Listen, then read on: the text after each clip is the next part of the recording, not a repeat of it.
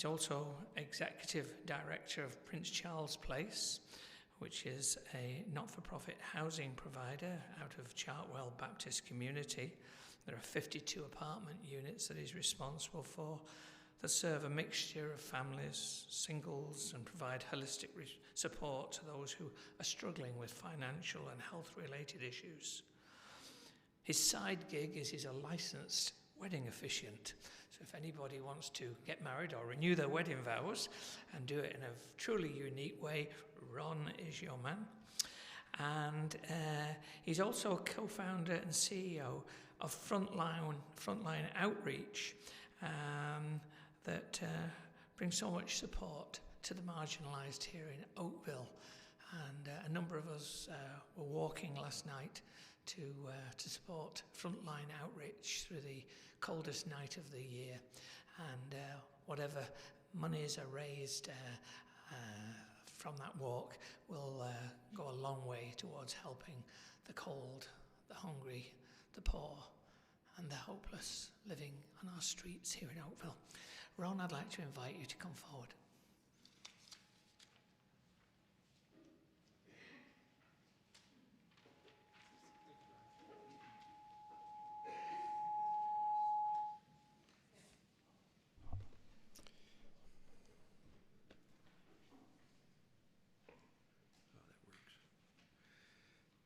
Bear with me a moment.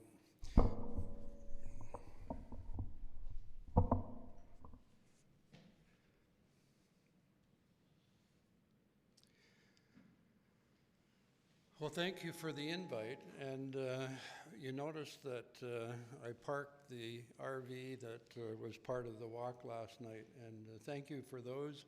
How many braved the almost real cold weather to be walking in the cold, and you're awesome. Thank you so much.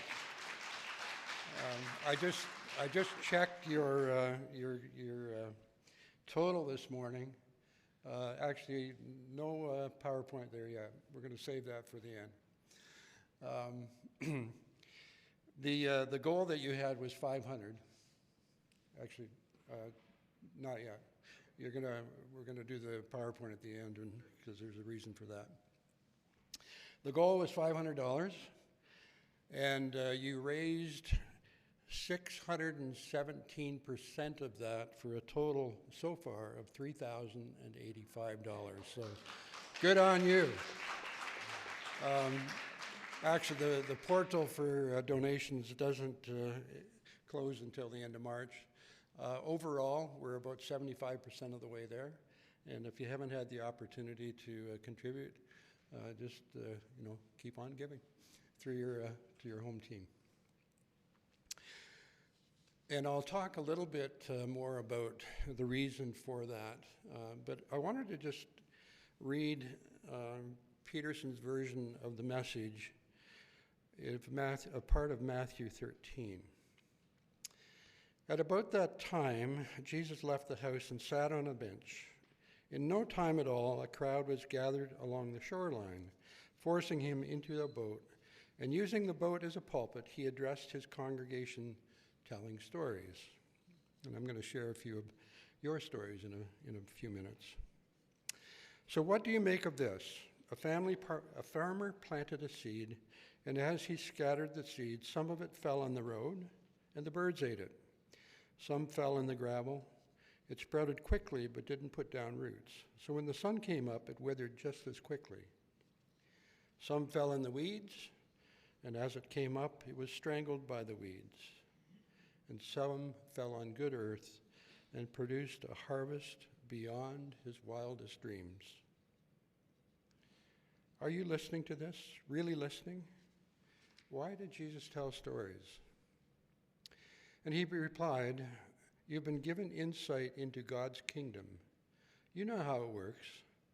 Not everybody has this gift, this insight. It hasn't been given to them. Whenever someone has a ready heart for this, the insights and understandings flow freely. But if there is no readiness, any trace of receptivity soon disappears. And that's why I tell stories, to create readiness, to nudge the people toward a welcome awakening."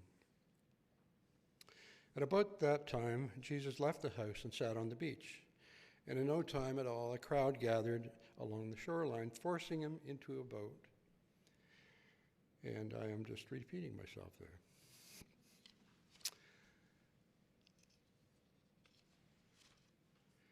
So, the stories that I'm going to share and show are about you, the Church of Incarnation. As introduced there, I've been in the outreach actually in March, it'll be 30 years when I started working in community outreach here in Oakville. It seems like time has gone very quickly, but my gray hair and my wrinkles tell the story. However, God has been good. But in 2009, we launched a pilot project in North Oakville because being in the subsidized housing arena, I have a good relationship with the region of Halton who are funding the social housing communities. And when I talked to them and I talked to the police about what was happening in North Oakville, where was the most troubled community of all their housing portfolio, they both had the same answer, and that was Elm Road, which is up at 6th Line and Upper Middle Road.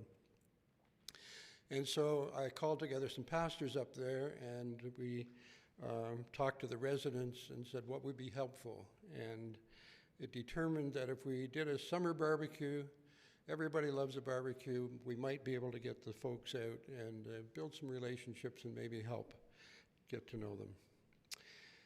So that worked very well because after the summer, after being in there every week and serving up a great burger and getting to know the folks, the police said calls to service dropped by 11%. And that's significant. We were in there every week with barbecues and good Kirkland sirloin burgers because that's what we eat ourselves. And you wouldn't serve up a burger without having a good quality burger. But over that period, we prayed through it as well. And within a few weeks, the drug dealers that had been living there come up and said, "You got great burgers, thank you, but we're moving out." And that was an answer to prayer.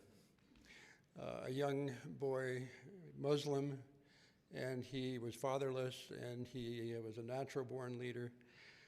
Didn't have a father, of course, and when barbecue time came, he just wanted to be in there like a dirty shirt, and he wanted to be flipping burgers. And so we kind of mentored him a little bit and invited him into the process.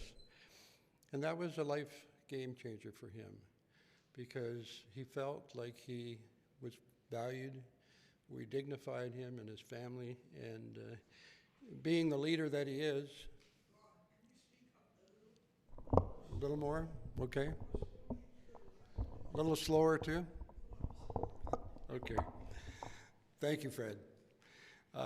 He was a young boy, about 9 or 10 years old, and in the process of him being part of the barbecue team, he became like one of us. And he's now 22, 23 years old, and he looks at me as if I'm his father. He comes and helps out a lot, and he would easily be one who could be radicalized by his life circumstance. So that was the genesis of our outreach. Terry DeForest, the pastor priest that was here at the time, gave me a call one time in 2010, and he said, "Let's have a coffee." And he said, "It's time for Incarnation to step up and put our words into action, where we can engage, and then how can we make a difference?" Well, we have a saying, if you feed them, they will come. If they come, you can build relationships.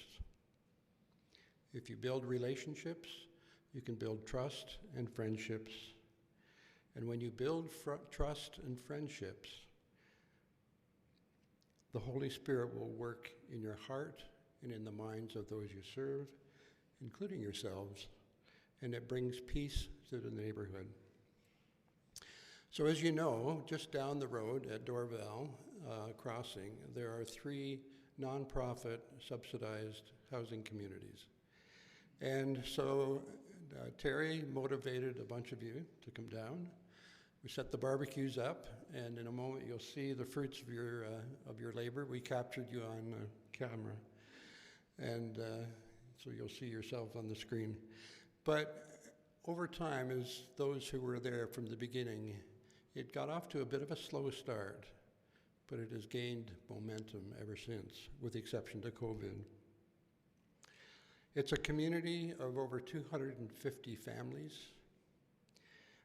They are a very diverse culture, and some of the folks who came from war-torn countries brought the anger and the fear and all of those things that they left their homeland, and they brought them here, and sometimes those cultures live across the hall from each other.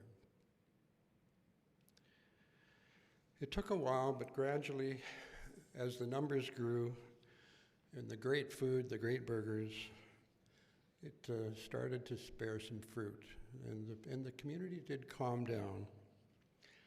There was comments made, all of these people waiting in line for a burger, we should add more capacity. And then I said, well, look at what they're doing when they're waiting. They're getting to know each other. They're building friendships. They're knowing each other when they meet each other in the hallway or in the parking lot. And that was a good thing, because the property manager said it's made a remarkable difference. That difference then translates into being free to work with government housing communities, because we don't go in with an agenda other than to care and to love them and to show them God's love without preaching at them. One of the programs that we have launched that serves all of the communities that we work with in common, and that's a kids' day camp. And we had it going for a number of years, and then Joyce and I, my wife and co-founder, we noticed that Allie was rallying the kids and just doing a remarkable job of keeping the kids happy while the adults were lined up for burgers. And so as we watched her, we realized that there was a gift waiting to be given, and that was her talents. And we asked her to direct our camp, our day camp, and she agreed. She committed to 5 years, and over that period of time, the camp grew, not only broader, but it grew deeper in terms of the relationships and the message that we were giving the kids. Life lessons were drawn on Bible stories, on stories like the Chronicles of Narnia. Allie, in her demeanor and in her teaching and in her life example, was a peacemaker, continues to be a peacemaker, I'm sure. She learned how to de-escalate situations between campers, between staff, between parents and staff and parents of kids, which contributed to the overall peacefulness of the community. Her son Aidan, who is publicly very much speaks about his being on the spectrum, he was a gift to the special needs kids that we have. We don't turn away any child as long as we can care for them safely. And so to that end, Aidan became like a magnet to the kids that were always on the fringe. And they found a safe place to belong and a happy place to spend the summer. We don't charge the kids anything to come to camp because we don't want any barriers to them experiencing God's love. And sometimes I'm challenged by some of the churches that say, they should appreciate the value and they should make a contribution. And that may be so, but then I ask them, how much do you charge your kids to come to Sunday school? Because although we're not religious, we are Christian faith-based, and to them that may be the place that they learn the values of Jesus. Jesus talked about seeding into the community, used that parable. And he talks about the manifestation of these activities in the real life. And in terms of incarnation, you have manifest where a good seed has been planted and has grown and germinated. You've carried out under the leadership and the vision of those who are present and those of past. Terry DeForest, Michael Patterson, and now Brian. Each one of you has a key part to play, whether you're a leader like Susan Curran, who rallies the barbecue troops, or Allie, who's rallied the camp in the past. You all have brought the light of Christ to the community down the road.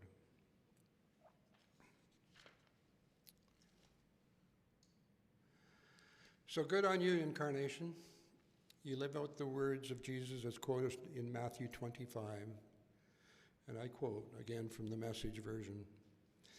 Then the King shall say to those on his right, enter you who are blessed by my Father. Take what's coming to you in this kingdom. It's been ready for you since the world's foundation, and here's why. I was hungry and you fed me. I was thirsty and you gave me a drink. I was homeless and you gave me a room. I was shivering and you gave me clothes. I was sick and you stopped to visit. I was in prison and you came to me. Then those sheep are going to say, Master, what are you talking about? When did we ever see you hungry and feed you, thirsty and give you a drink? And when did we ever see you sick or in prison and come to you? And then the king will say, I'm telling the solemn truth. Whenever you did one of these things to someone overlooked or ignored, that was me. You did it to me. Take a moment and watch the slides, and then I'll come back and just wrap up. Some of you are in the picture. Feel free to move into a place where you can see it.